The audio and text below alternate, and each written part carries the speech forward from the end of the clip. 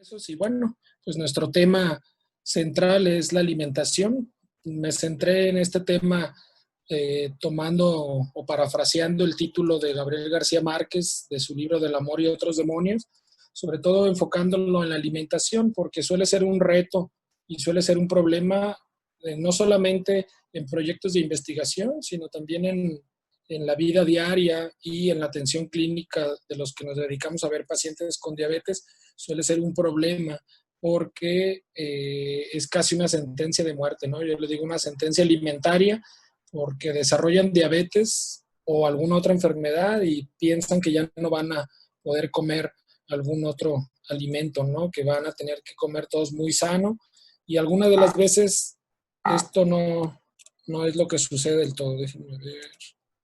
Luego pasó con la presentación. Ah, ya. Mi enfoque va a ser un poco general, voy a centrarlo más adelante con algunas recomendaciones que nosotros hacemos durante los proyectos de investigación y también un poco de lo que se recomienda de forma internacional. Aunque si bien yo no tengo una formación de nutrición, sí he visto y he participado mucho en proyectos, sobre todo con los pacientes en los proyectos de investigación, de acuerdo a las recomendaciones. Entonces, nada más como un preámbulo o para situar el contexto de la alimentación, que probablemente algunos otros compañeros citarán también en sus presentaciones. Solamente voy a mostrar esta perspectiva en donde vemos cómo la obesidad prácticamente se ha extendido por todo el mundo. Según una de las últimas estimaciones de la OMS, hay 650 millones de personas con obesidad. Obviamente México no se escapa de esto, pero el problema viene también con la diabetes. La diabetes ha incrementado en el mundo al menos un 40 o un 50% en los últimos 10 o 20 años. Y el último reporte de la Federación Internacional de Diabetes pues muestra que en 2019 había 463 millones de personas viviendo con diabetes.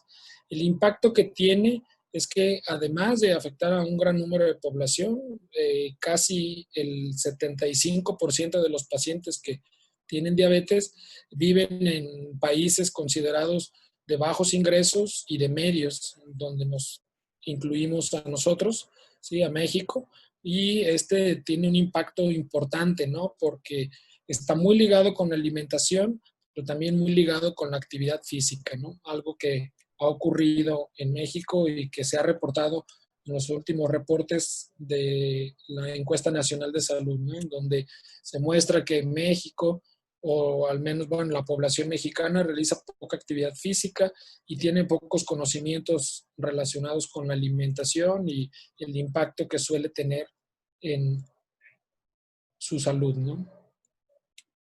En México, como les comentaba, pues no nos escapamos de esta realidad mundial. En México, cerca del 10% o un poquito más, dependiendo de la estimación que se hace, pues lo reportaron en Salud del 2018, menciona que esta población o este porcentaje tiene diabetes y para la obesidad este valor ha incrementado bastante, ¿no? Por lo tanto, pues es un factor que debemos de considerar tanto los que nos dedicamos a la parte clínica, obviamente pues los pacientes o la población en general, y también los que participamos en investigación, porque a veces solemos tener algunas dudas sobre cómo llevar el plan de alimentación o no lo consideramos dentro de alguna variable interviniente que pudiera modificar el resultado cuando estamos probando algún nuevo fármaco, alguna nueva combinación de fármacos o simplemente cuando queremos evaluar algo relacionado con la diabetes, la alimentación juega un factor importante que puede modificar nuestros resultados. Entonces, algunas recomendaciones que voy a mostrar de acuerdo a lo que he trabajado con los pacientes, espero que les puedan servir. Sabemos que la alimentación es un producto de diferentes factores, es decir, la alimentación no solamente depende de mi ingreso económico, sino también de mi contexto cultural, de mi contexto social, ¿sí? De mi estado de salud, porque dependiendo de mi estado de salud, también tengo recomendaciones alimenticias o alimentarias que debo de cumplir. Obviamente depende muchísimo de mis creencias personales, de mi educación, ¿sí? Pero también depende del contexto en el que estoy o en el que vivo. Es decir, la alimentación puede cambiar de una región a otra. ¿Sí? Ser muy diferente los alimentos que consumen quizá en el Reino Unido a los que consumimos en México o en Latinoamérica, es decir, la calidad de los alimentos es muy diferente dependiendo de la región. Entonces, la alimentación como una conducta, ¿sí? O como un proceso social, depende de cómo lo quieran definir, depende de todos estos factores, ¿sí? Es una amalgama de todos estos y hacer un cambio en la alimentación es algo muy complicado, ¿no? Tanto para el paciente como también a veces incluso la recomendación para el médico, ¿no? ¿Por qué? Porque tenemos que abarcar, aunque sea de forma somera o muy pequeña, todos estos factores, ¿no? Para poder hacer entender al paciente o que el paciente lo comprenda, porque esa quizás es la parte más importante, que el paciente lo comprenda para que pueda llevar a cabo los cambios de la alimentación. Sobre todo porque pues, no podemos hacer que en un año, en menos de un mes, el paciente ya lleve todas las recomendaciones o ya las esté realizando, ¿no? Cuando muchas de las veces, incluso nosotros también como proveedores o trabajadores del sistema de salud, tampoco a veces las podemos llevar a cabo. Entonces, la pregunta quizá más importante que se hace el paciente es, ahora que tengo diabetes, aquí podemos agregar cualquier otra enfermedad, ¿qué debo de comer, no? Entonces, como médicos o como participantes en proyectos de investigación, debemos de ver dos perspectivas que creo que son importantes. Uno, la perspectiva personal del paciente para situar todo esto que platicamos de forma rápida, su contexto social, cultural y económico, porque si bien no podemos decirle al paciente, consume más pescado, consume más salmón, consume aceite de oliva, cuando quizás su ingreso económico no le permite comprar este tipo de alimentos, ¿no? O no ve la importancia de cambiar este tipo de alimentos o, o hacer un pequeño cambio en lo que ya come anteriormente, ¿no? Y la otra parte importante en la que nos debemos de centrar es en el objetivo que nosotros buscamos. Busco un mejor control glucémico, busco controlar alguna otra enfermedad o apoyar a una enfermedad para que, no sé, disminuya su peso, mejore su estado nutricional, etcétera, ¿no? Quizá en diabetes el objetivo más importante, uno de los más importantes, es la pérdida de peso en aquellos pacientes que además de la diabetes tienen un problema de obesidad, ¿no? Obviamente sabemos que este aspecto puede cambiar o ser diferente porque existe algo que es llamada la paradoja de la obesidad, en donde no todos los pacientes que tienen obesidad o un índice de masa corporal elevado necesariamente tienen alteraciones metabólicas, ¿no? Entonces aquí es muy importante individualizar el tratamiento o el enfoque que le vamos a dar a la alimentación. Tenemos diferentes enfoques o abordajes de la alimentación, tanto desde la parte clínica como desde la investigación. Y aquí es fundamental la forma en que lo vamos a abordar con el paciente. Tenemos, como les comentaba, yo no soy nutriólogo, pero tenemos diferentes formas de poder darle información al paciente sobre cómo debe ir modificando la alimentación. Yo, por ejemplo, normalmente con los pacientes tanto de investigación como de la consulta les comento que él no necesariamente tiene que cambiar al 100% su alimentación. Que lo importante es que vaya haciendo cambios, que vaya él comprendiendo cuál es la importancia. Y bajo esta perspectiva yo le propongo normalmente o le explico estos tres enfoques. Uno, relacionado con las porciones, que ese creo que es uno de los más importantes. Es decir, si el paciente no se comía 10 tortillas, pues ahora lo importante es que vaya disminuyendo su cantidad.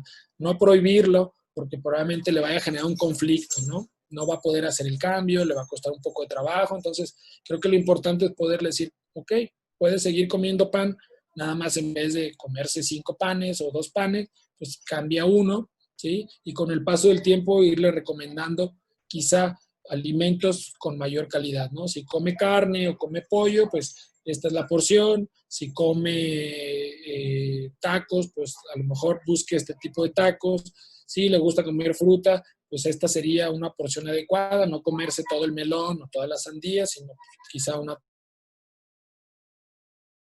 sin necesidad o sin llegar a la prohibición, ¿no? Eso yo lo he visto ayudado bastante a los pacientes o los ayuda desde una perspectiva a comprender que muchas de las veces el alimento no es el problema, sino la porción, ¿no? Obviamente, pues aquí sí, una restricción importante y una aclaración con los pacientes es que aquellos alimentos que podemos considerar chatarra o que no tienen un aporte de nutrición importante, pues sí deberían de eliminarlos de su alimentación, como por ejemplo pues los refrescos, las papas fritas, etcétera, ¿no?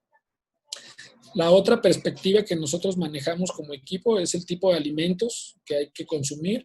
Ahí obviamente nos apoyamos mucho con el ejemplo del plato del buen comer, que es, yo sé que algunos nutriólogos o algunas asociaciones no recomiendan del todo, pero al menos como un primer enfoque para el paciente y que él pueda entender que debe de comer más verduras, más fruta, cómo limitar también su consumo de algunos cereales, de productos a base de proteínas, pues nos da un enfoque importante, ¿no? Para que el paciente vaya comprendiendo tanto las porciones como los tipos de alimento. En investigación, ¿qué es importante? Pues formar un grupo multidisciplinario, ¿no? Aquí es fundamental que dentro del equipo se puedan incluir médicos, se puedan incluir nutriólogos, se puedan incluir psicólogos. Eso es una parte importante en el tratamiento del paciente y también pues, para llevar a buen puerto los protocolos de investigación. Es fundamental, por lo tanto, pues tener un nutriólogo de base o de apoyo, un psicólogo también es importante, aunque no es todavía parte fundamental por diversas cuestiones, sí debería ser parte del equipo. Y es importante lo que nosotros normalmente hacemos en los proyectos de investigación es utilizar herramientas de recuento para que el paciente pueda saber y nosotros identificar qué alimentos son los que consumimos. Entonces aquí lo que hemos hecho es diarios de alimentos, puede hacer grabaciones con su teléfono y, por ejemplo, a la hora de la comida decir, hoy comí 2 huevos con una tortilla y un poco de sal en el desayuno y por la tarde me comí media hamburguesa, ¿no? Entonces se pueden hacer programaciones, ahora con el teléfono es un poco más sencillo. También existen aplicaciones móviles en donde él puede ir haciendo un registro, ¿sí? Y otro tipo de herramientas que le pueden ayudar al paciente dependiendo de lo que haga, ¿no? A lo mejor el recuento diario o los diarios de alimentos, pues no necesariamente lo tiene que hacer en papel, podría hacerlo en la computadora, en el iPad. La industria farmacéutica ya provee muchas veces de estas herramientas. Quizá en la investigación académica o universitaria, pues no tenemos estas herramientas para proporcionarlas al paciente, pero algunos otros sí lo pueden hacer, ¿no?